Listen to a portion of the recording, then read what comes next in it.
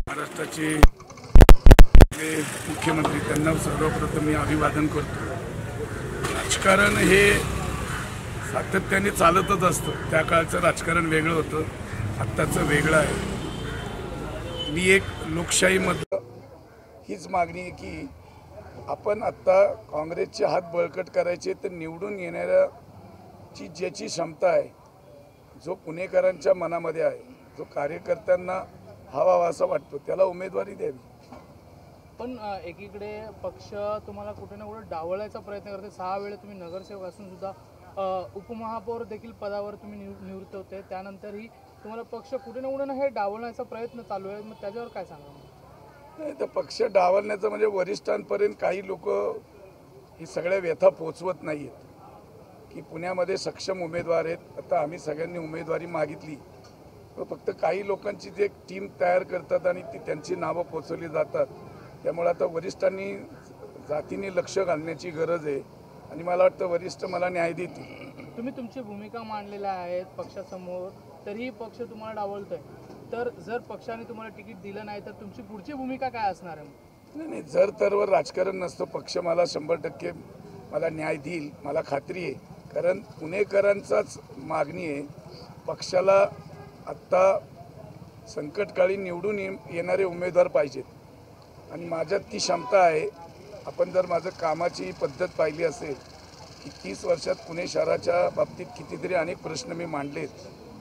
मी देशातली पहिली ई-लर्निंग शाळा आपण केली आहे, राजीव गांधी अकॅडमी, की ती आज त्याचं नाव लौकिक सगळीकडं आज आहे, ज्युनियर KG ते 12वी पर्यंत। महानगरपालिकेच्या शाळेतले मुलं IITला ॲडमिशन घेतात, हे कधी कोणाला शक्य वाटलं नसतं। 500 मुलांनी IITला ॲडमिशन घेतलं। शहराची काय गरज आहे, शिक्षणाचं माहेरघर आहे।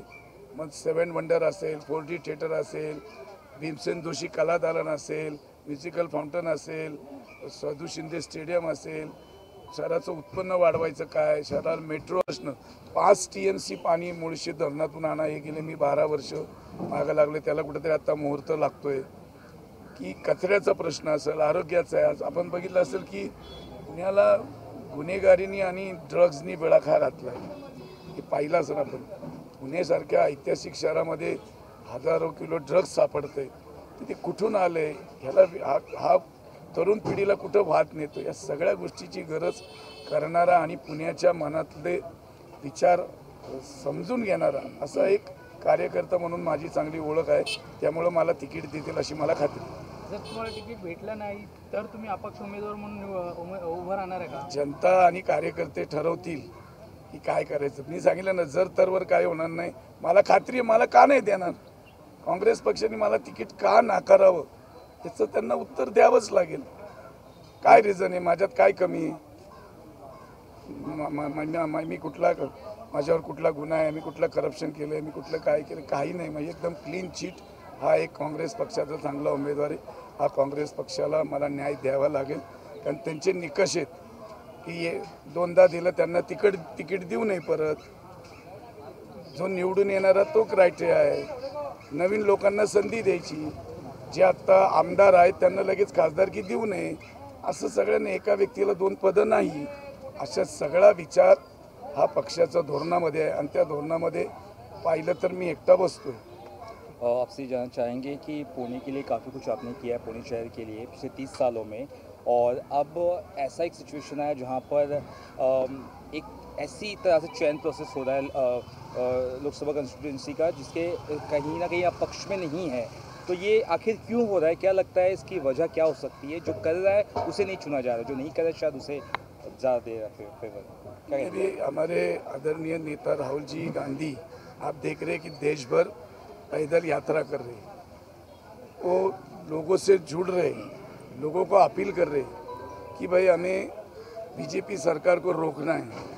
अगर रोकना है तो जो ऑब्जर्वर यहाँ पे उन्होंने अपॉइंट किए, हमारे प्रांत अध्यक्ष है, हमारे महाराष्ट्र के और वरिष्ठ नेता लोग हैं, जो कांग्रेस के वरिष्ठ नेता लोग हैं, हमारे आदरणीय खरगे साहब जी है, उनको अभी कहा ना कहा ये सब बातें सोचकर उम्मीदवार देना चाहिए, तो ही हम भारतीय जनता पार्टी को रोक सकते हैं। और आपने ये भी कहा कि पुणे की जनता डिसाइड करे वो ज़्यादा बेहतर होगा, ये कितना ज़रूरी है कि जनता जो चुने वो ज़्यादा बेहतर है, क्योंकि नहीं तो एक लॉन्गर रन में भी गड़बड़ी हो सकती है। अब अभी हम आज जिनकी पुण्यतिथि हम कर रहे हैं, यशवंतराव चौहान, उस ज़माने में ऑब्जर्वर जब आते थे तो वो जनता का वोट लेते थे, उनको पूछते थे, जनता के अंदर जाके पूछते थे कि भाई आपको कैसा कैंडिडेट चाहिए, कौन सा कैंडिडेट चुन के आ सकता है।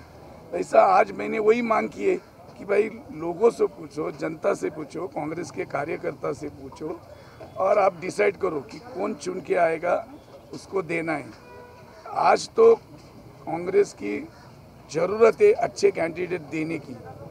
अगर हमें रोकना है 400 पार ये आंकड़ा बार बार आ रहा है, तो मैं दावे के साथ करता हूँ वो 400 पार होने के लिए मैं नहीं दूंगा, मेरा एक सीट तो पक्का चुन के आएगा। एमपीसीसी को भी आपने लेटर लिखा है इस बारे में, और साथ ही साथ आप ये भी कह रहे हैं कि अगर सही तरह से चयन नहीं किया गया तो जो विरोधी पक्ष है वो भारी पड़ेगा और कहीं ना कहीं नुकसान पार्टी को ही होगा, ऐसा भी कुछ पक्का। जो अगर अभी तक जो सामने रिजल्ट आए 2-3 बार ऊना के लिए, तो वो अच्छे तरह से नहीं आए, तो मैं किसी उम्मीदवार को दोष नहीं दूंगा, हालात वैसे थे या वो स्ट्रांग उम्मीदवार थे लेकिन नहीं आए चुन के, लेकिन मैं स्ट्रांग हूँ, मैं चुन के आऊँगा।